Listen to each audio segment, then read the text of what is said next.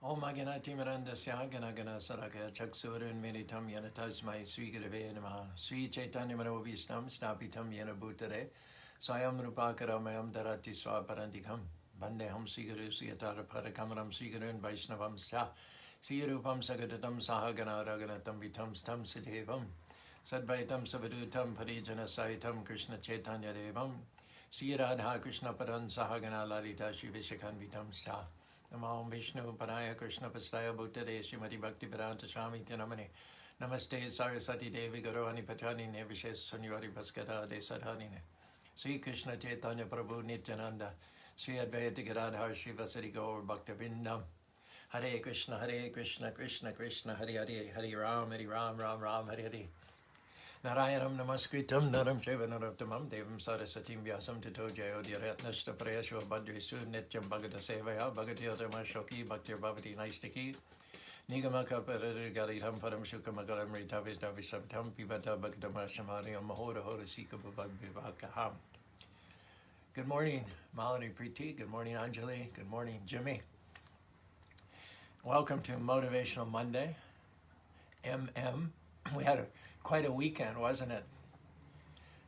Jiva Goswami's appearance day, Vamana Dwadasi, as well as Bhaktivinoda Thakur's appearance day. Lots of grist, lots of subject matter material for Katha. We had a nice Salt Lake City Weekly Sangha Zoom call yesterday in which we extensively discussed Vamana Leela and a little bit on Bhaktivinoda Thakur as well.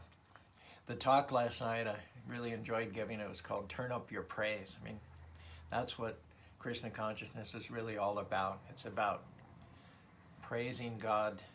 And when things seem to be going against us, like during this pandemic and the lockdowns, it's a time not to retreat, not to slack off, not to cool off our devotional practices. But devotees distinguish themselves from average people, even from religious people, because when the going gets tough, the devotees, instead of retreating and backing off, they turn up the praise, they turn up the heat. And so during this pandemic and during these challenging times, of course, some cool off, some chill, but what I've seen from most of the devotees is that they've turned up the praise. They've increased and intensified their trust in and their dependence upon the Supreme Lord. And the way to do that, surefire, tried and true way to do that, is with attention and concentration and with heartfeltness and love, daily and consistently and regularly practice the chanting, Hare Krishna, Krishna Krishna, Hare Hare, Hare Ram, Ram Rama, Hare Hare. Good morning, Prashant, and good morning, Bere Montes, who started the morning with exactly what we're talking about, a nice Hare Krishna. And we progress to the second verse in the third chapter, first canto of the Bhagavatam. Yasham basi sayana yasya yoga nidrum vitanvataha nabhi hradam bujad ashid brahma vishva srijam patim. If you've got the verse before you, translation by Prabhupada, a part of the Purusha lies down within the water of the universe. That's called the Karna ocean or the Causal ocean. From the navel lake of his body sprouts a lotus stem, and from the lotus stem atop the stem, Brahma, the master of all engineers in the universe, becomes manifest. Actually, this body of water is called the Garbhodaksha ocean, the water which rests in the navel, the nabha of Garbhodaksha, which is called the Garbhodak ocean. The ocean in which the entire material universes are suspended above is called the Karna ocean or the Causal ocean. And we'll get to that later on in this purport. But the first paragraph of Prabhupada's purport, the first Purusha is Karu Vishnu. We've spent several verses on the Purusha avatars, the first of which is the gigantic Maha Vishnu, called Karna Vishnu. And again, you see the word Karna. Karna means cause. Karna, Daksha Vishnu, lies down on the Karna ocean, or the Causal ocean. And from his skin holes, and Prabhupada explains his breathing, innumerable universes spring up, and each and every universe, Karna Daksha Vishnu, enters as Garbhodakshay Vishnu into each universe. He's lying down within half of the universe, which is full with the water of his body. And from the navel of Garbhodakshay Vishnu has sprung the stem of the lotus flower, the birthplace of Brahma, who is the father of all living beings and the master of all the demigods, all the demigod engineers engaged in the perfect design and working of the universal order. Within the stem of the lotus, there are 14 divisions of planetary systems, and the earthly planetary systems are situated in the middle. Above the earth, there are other better planetary systems, and the topmost is called Brahmaloka or Satyaloka. Downwards from the earthly planetary system, there are 7 lower planetary systems inhabited by the Asuras, and similarly other materialistic beings. We talked yesterday about how residing on one of the lower planetary systems is Bali Maharaj. He's on Sutala, and his doorman is none other than an incarnation of four-armed Vishnu, incarnation of Vamana.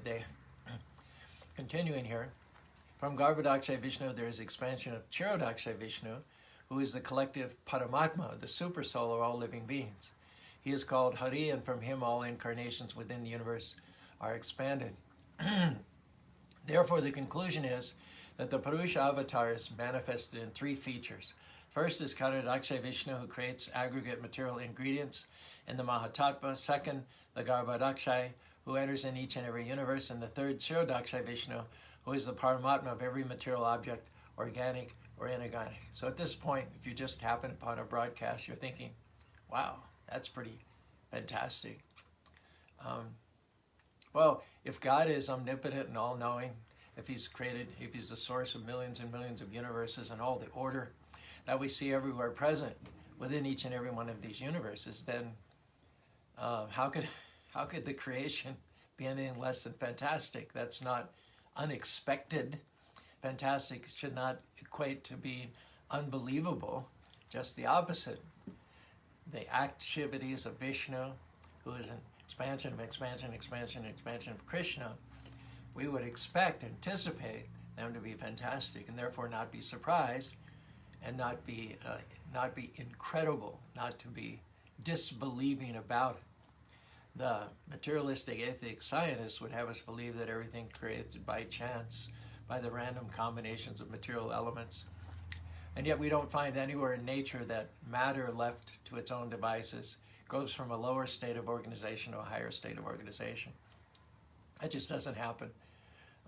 It just doesn't happen. When I, as the inhabitant of this room, when I decide to do a cleanup, then everything goes from a lower state of organization to a higher state of organization. That happens, I don't know, once a week or so. But when I don't, when I'm just going about my business and I put something down here and I put this towel here and I put this trash basket here, and I'm not consciously ordering my surroundings, they get disordered. Basically, without my attendance, material paraphernalia goes from a higher state of organization to a lower state. And the only time that it's restored or bumped back up to a higher state of organization is when I, as an individual person, decide I'm going to do a cleanup, decide I'm going to do organization. Otherwise, we don't find any instance where matter organizes itself. And so what the materialistic atheistic scientists would have us believe is just, it's not borne out by any experience. I would say what they're asking us to believe is an absurdity. And so as far as the story of creation or this idea of creation is concerned, you have a choice between fantastic, which is totally expected, totally anticipated, looking at the wonders of this world, and logically concluding that the wonders of this world could not but have come from an absolutely wonderful idea, intelligent designer, supreme living being. And then your alternative choice is something that is totally against all common sense and experience. So you choose between the fantastic and the absurd. And if you decide to find out more about the inconceivable powers of the intelligent designer, you'll be very well enriched and benefited by that. According to the Bhagavad Gita, it says that one who knows these different features of the creative potency of the Supreme Personality of Godhead knows things as they are, and this factual knower, rather than material speculator, becomes freed from the material conditions of birth, death, old age, and disease. This is confirmed in the Bhagavad Gita, 4th chapter, 9th verse. I'm sure Anjali's going to come up with our link here from the database in the comments. That's a service that she does consistently throughout these morning programs. Good morning, Joe. Janma karma chamedibhyam evam yobi chakpa deham panar janma neti mam itu charjana. Says that if you actually study the descriptions of creation as given by the Vedic scriptures, this is a higher level of authority. Probably gave the example so often. If you look at the sun with your naked eye, you might think, well, it's like 27 miles away from the earth. And it's smaller than the earth. That's what your experience would tell you. That's what your senses would tell you. However, you cannot know the sun truly by just perceiving it with your eyes. The only way you can know the sun is by reading authorized books of astronomy. They will tell you that no, the sun is not 27 miles away. No, the sun is not small in the earth. It's 93 billion miles away, and it's hundreds of times larger than the earth. And so when you see through the eyes of knowledge, the authorized literature, then you truly see. And so similarly, if we want to see how things are coming into being and maintaining themselves, we have to take advantage of the authorized books of knowledge like the Vedic scriptures. And they say that those who see through authorized books of knowledge end up by cutting themselves off from causality of this material world, which results in the cycle of birth, death, disease, and old age. Janma karma medivyam evam yo veditatpara chakpa deham parnar janma neti mam iti sarjana. By understanding the devotional interpretation, the devotional explanation from the authorized scriptures, one actually unscrews, so to speak, the jar of honey, dips one's finger in, and tastes not only the fruit of knowledge of what's what and who's who and where's where, but one cannot help but become devoted to that Supreme Personality of Godhead on whom everything rests and upon whom we all depend for light, air, water, and all of the wherewithal to maintain ourselves and our families. One cannot understand the taste of honey by simply licking the outward surface of the bottle. That is the problem with mundane scholarship. That is the problem with empiric philosophy. That is the problem with the atheistic scientists. They're trying to understand the taste of honey by licking the outside of the bottle. But those who actually understand through the process of devotion, under the auspices of a bona fide spiritual master, not only understand mentally, but they spiritually feel that latent constitutional dormant attraction for the Supreme Lord, of whom we are the parts and parcels. And such persons are eligible for liberation. With that level of understanding and that love which springs forth for the Creator in a natural way, at the time of leaving this present body, chakma deham punar janmane, chakma punar janma, we have taken many, many births in the past, throughout all the various species, revolving up and down throughout the various planetary systems.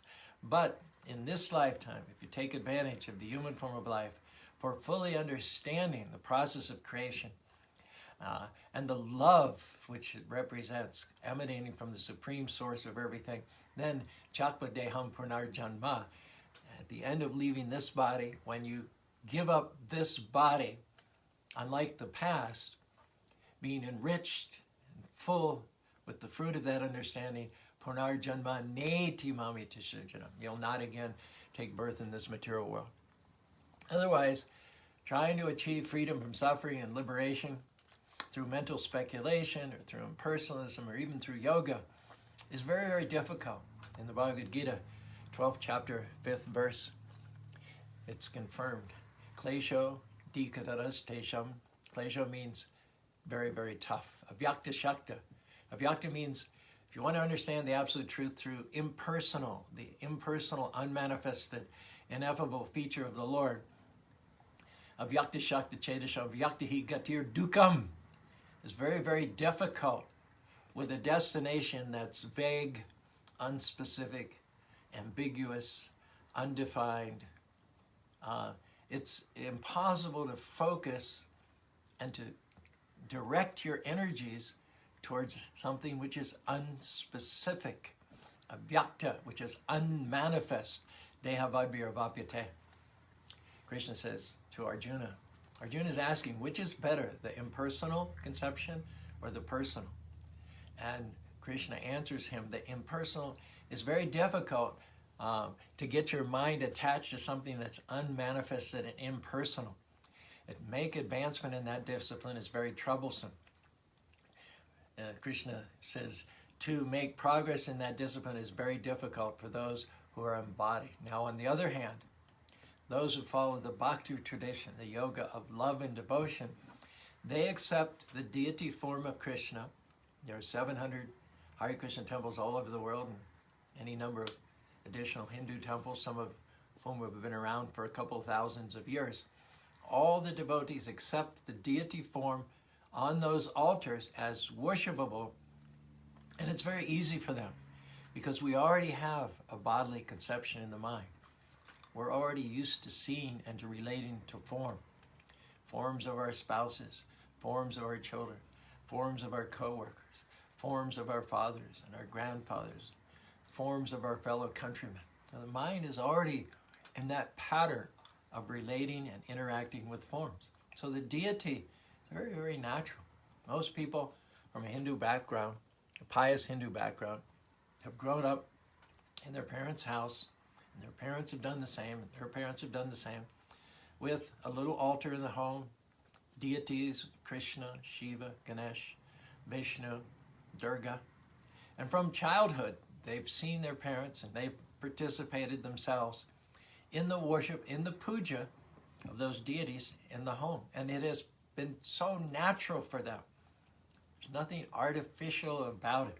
It's a natural propensity to worship the deities. Now, we're cautioned against idol worship.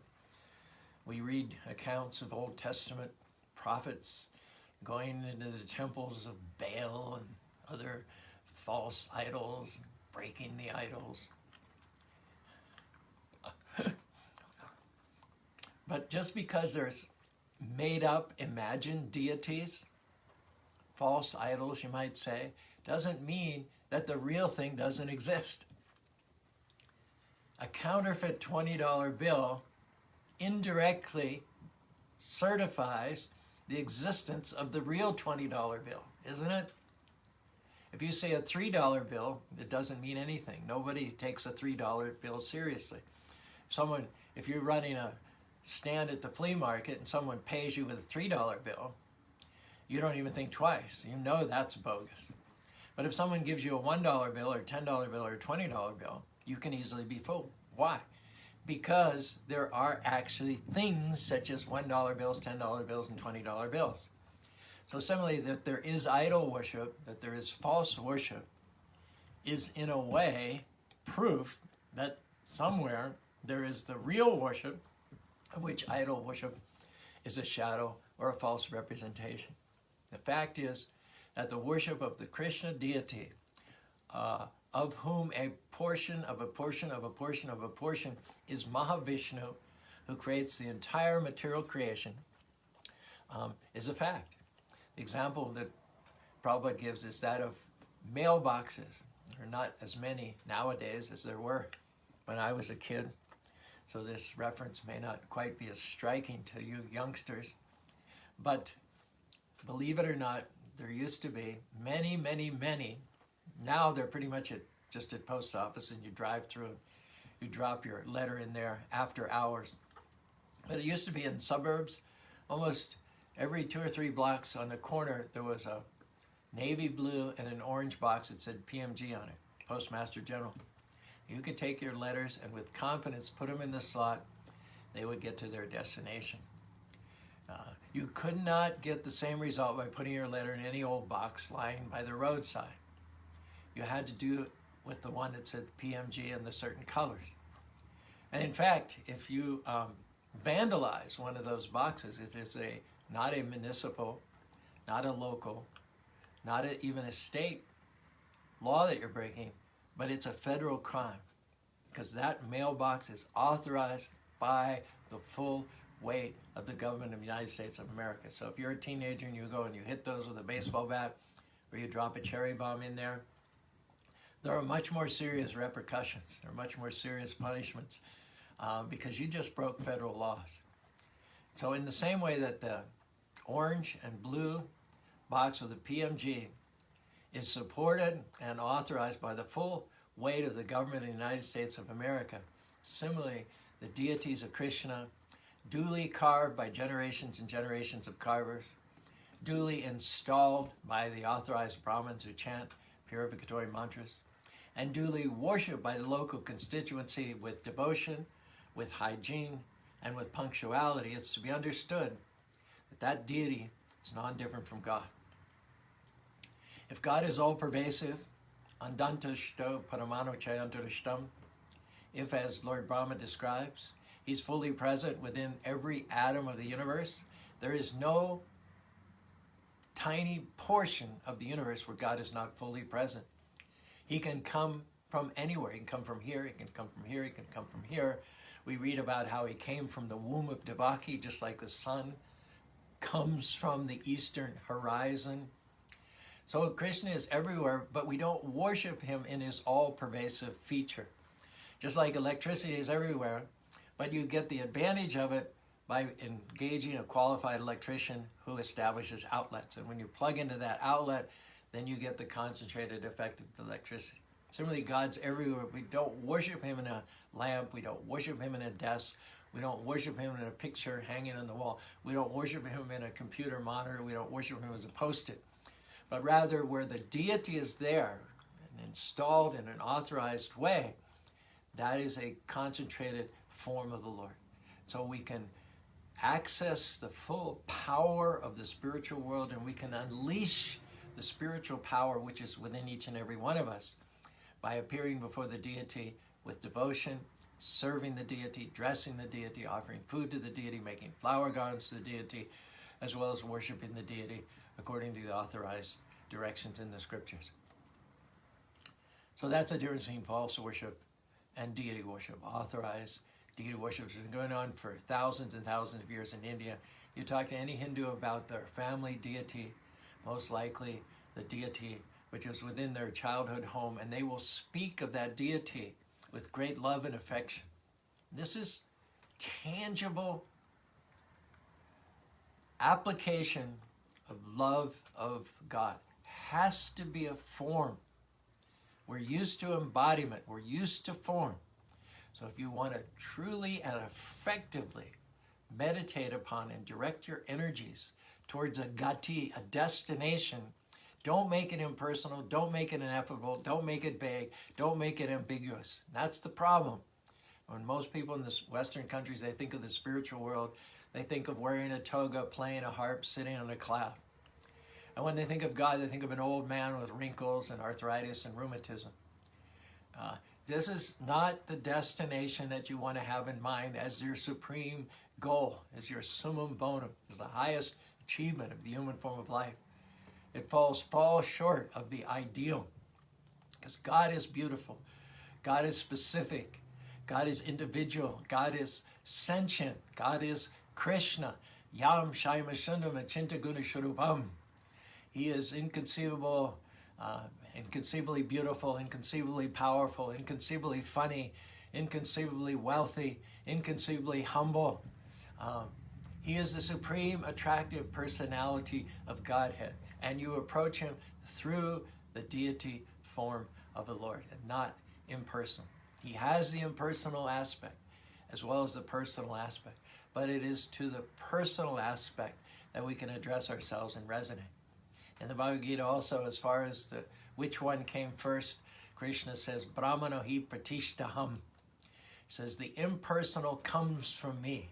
Not that the person comes somehow or other out of the impersonal, but that the impersonal effulgence comes from the Lord himself, just like sunshine comes from the sun. So the person preceded the impersonal. The person is superior to the impersonal.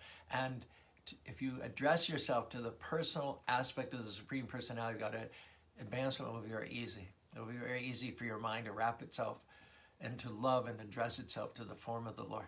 Krishna says, Maya Vasha Mano Yamam Nitya Yukta Pashate Shradaya Patopata Teme Yukta Tamo Madaha. Maya Visharo Mano Yamam. It was very easy to think of me in my original form. And it's in my opinion, it's not only easier, but Teme Yukta Tamo Madaha. It is the highest. It is the highest meditation. It is the highest yoga. It is the highest understanding of Scripture. It is the perfection of all human endeavor. Om Tat Sat, QED. We'll read this next verse in the purport by Srila Prabhupada. In this sloka, the subject matter of Maha Vishnu is summarized. Maha Vishnu lies down in some part of the spiritual sky. By the way, if you agree with any of this, you're welcome to give some little emojis and all. That's always fun for me to see. One of the reasons I like to go Facebook Live as opposed to Zoom and then broadcast on Facebook Live is that I can see immediate reactions from you all. I can see when anyone joins the call. I can see when anyone gives me a little boost of support. Thank you very much. I'm seeing some hearts and some thumbs up right now. That's my pay, other than all the things that we're talking about. Continuing on here in the purport, and thank you. Good morning, Terry.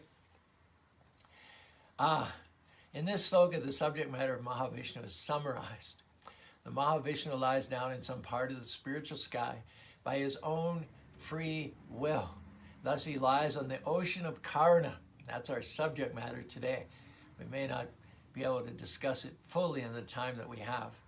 It may require and necessitate another morning. We may spill over into Transcendental Tuesday. But anyway, we're broaching our subject here of the issue of cause and effect. Karna Vishnu, Maha Vishnu, means causal. The ocean in which he lies down is called Karna, ocean. And from that ocean, from his yoga nidra, from his supine position, relaxed, stretched out horizontally on the ocean, lying on the bed of Sheshanaga, the thousand-hooded serpent, it says that he glances over material nature and the material world becomes instantly animated by the empowerment of Mahavishnu's glance over it. The word that Prabhupada uses here is so electrifying. Prabhupada says, thus electrified by the power of the Lord, the material nature at once creates innumerable universes, just as in due course a tree decorates itself with innumerable grown fruits. So you have the what we call the conglomerate material elements. In other words, they don't distinguish themselves. They're not, excuse me, they're not shapes and forms. There are 8,400,000 different mortis, or forms of life within the material universe. But they have not yet sprung up in all those varieties. They're simply simply conglomerate. And it takes the glance, takes just like a father inseminates a woman, otherwise nothing happens. So similarly, there's the Mahatattva, and it is just amorphous, homogeneous, indistinguishable, one part from another. But it takes the inseminating glance of Karnadakshay Vishnu to animate everything within the material creation, bring it to life. And through that glance, all the living entities whose karmic activities were interrupted at the time of the previous annihilation and who have been somnambulant now since then, sleeping within the body of Mahavishnu, they all enter into this universe, this conglomerate elements, through the glance of Vishnu, and they resume their activities from the previous creation. In other words, they spring up in one of the 8,400,000 species of life which resonate, which correspond to their mentality, their fruitive mentality, which was interrupted at the time of the previous cosmic annihilation. Now, this causal ocean, this Karnadaksha Vishnu, signifies the commencement of the activities of cause and effect. And we'll discuss that more tomorrow. But outside of Karnadaksha Vishnu and outside of the causal ocean, there is no application, there is no influence of causality. Causality begins with ego, ahankara. When I want to do something to get a certain result for myself, that is causality. Nenam dadati, nenam dadati pa. Krishna says that the living beings are themselves the cause of causality, and they have to accept responsibility for their own ego-motivated actions. Outside of the causal ocean, outside the periphery of this material world, there is not the effect of the law of cause and effect. Krishna himself acts according to his own Atmamaya, his own sweet will. There's nothing that prompts or influences or forces the Supreme Personality of Godhead to act in any way whatsoever. He's not obliged to act, but he acts utsiryome nakuryam karma chedaham in order to set an example for others, in order to establish order and precedence within his created universes. But there is no cause behind his acts because he himself is the cause of all causes. And those who orbit around the Lord in the spiritual world, the Nitya Siddhas, the eternally liberated souls, are motivated not by cause and effect, not by self-interest, but they're dictated to by the Lord from within the heart how to love and serve and honor the Lord in the optimal way. So there's no causality as we know it outside of the causal ocean, beyond the realm of Karnadaksha Vishnu. Krishna himself is the cause of all causes, and whatever he does is causeless, and whatever the devotees do to honor and to glorify him is also without any material cause. Prabhupada says here, this whole material world is a product of the Mahatattva, which is a state of the Lord's dreaming condition in his Yoga Nidra slumber in the causal ocean.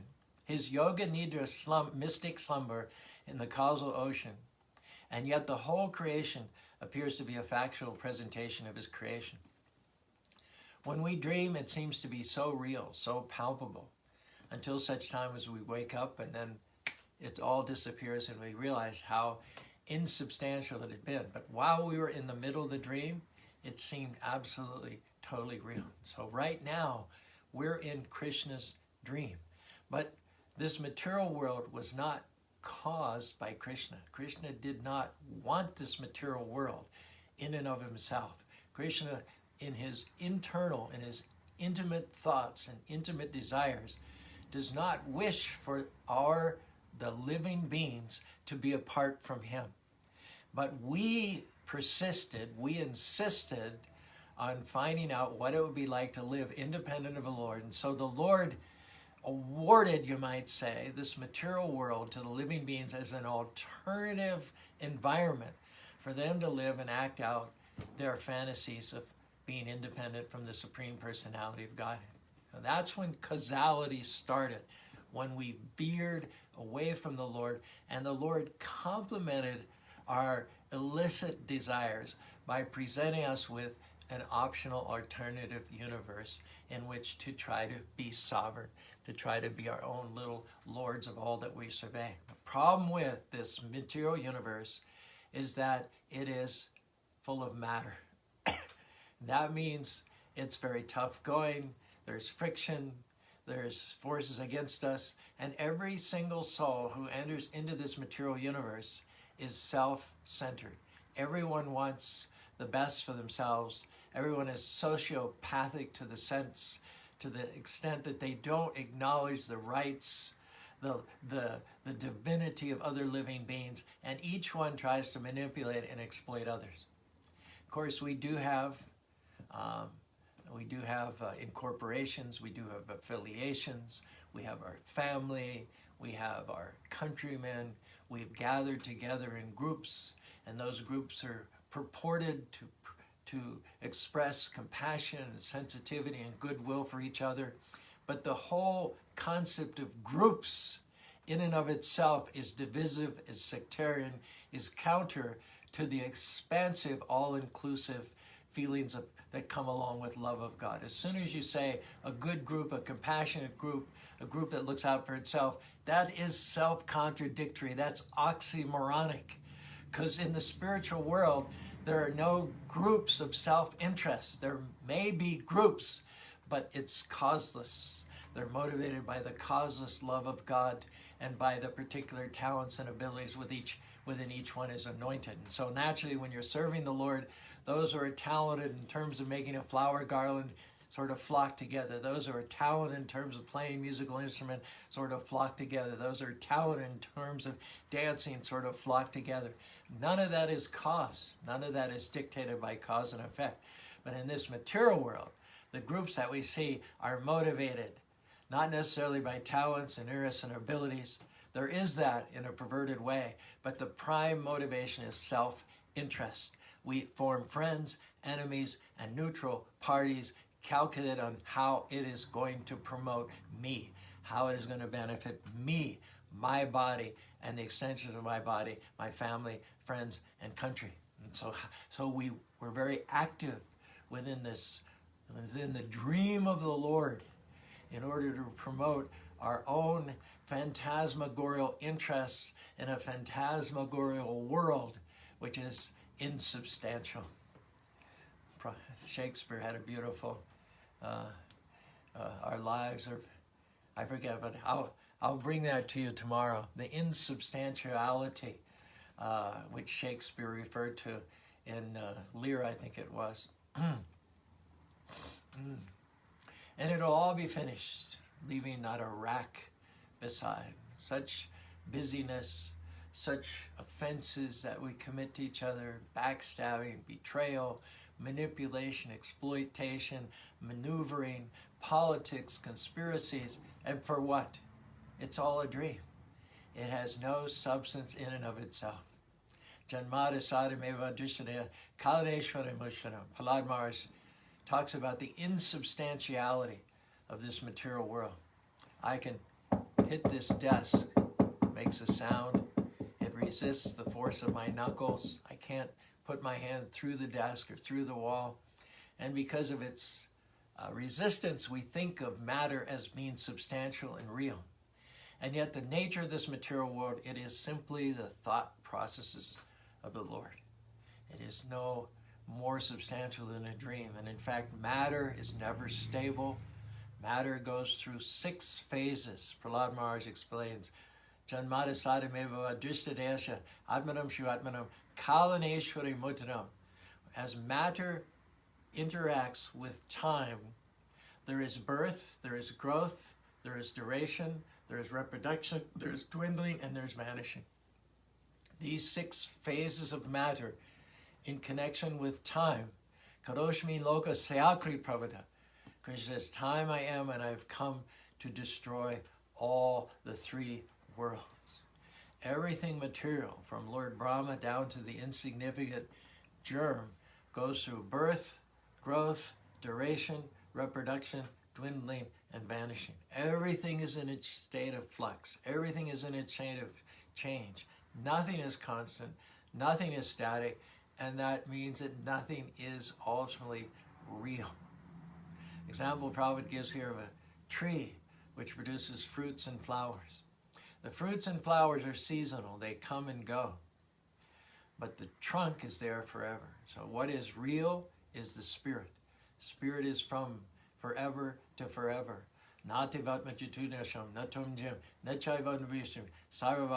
Krishna says to Arjuna, never was there a time when I did not exist. Krishna is the supreme spirit. He's eternal. But he also goes on to say, nor you nor all these kings. As his parts and parcels being created in the image of the Lord, we are also of the same eternal nature as the Lord himself. So if you want to focus on reality, understand the soul. Janma karma medivyam evamyo. And Krishna says those who understand the truth behind my nature, my appearance, and my activities upon leaving this present material body, they do not again take another material body, nor do they come back to this material world, but they attain to my own spiritual, eternal nature. That might be a good note to conclude on this morning. Thank you. I've got the reference here from Prashant. Yes, exactly. Shakespeare says, of the insubstantiality of this material world, our revels now are ended. These are actors, as I foretold you, we're all spirits. And unfortunately on my phone, I can't, when I hit the see more, it doesn't unfold. But look to the comments. Thank you for that contribution, Prashant.